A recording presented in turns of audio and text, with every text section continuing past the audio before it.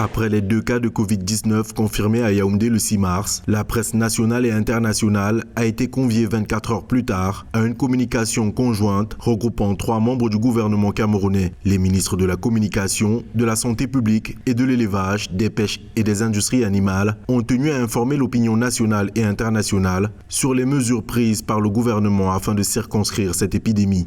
Une mobilisation des équipes d'urgence a permis le traçage de toutes les personnes en contact direct avec les 2 patients placés en quarantaine. Nous pouvons dire pour le patient numéro 1, aujourd'hui, nous sommes à 149 contacts de tracés.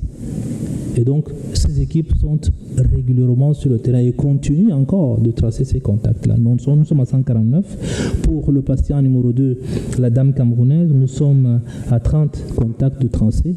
Et donc, une fois ces contacts tracés, nous essayons de faire le tri et de voir qu'est-ce qui a haut risque, qu'est-ce qui a un risque faible et qu'est-ce qui a là où il n'y a pas de risque. L'heure est à la riposte. Le gouvernement a ainsi instruit un durcissement des accès aux frontières camerounaises. Le but est de réduire au maximum de nouvelles importations du virus. Le ministère de la Santé publique annonce un processus de suivi médical pour toute personne arrivée au Cameroun et en provenance d'un pays frappé par l'épidémie.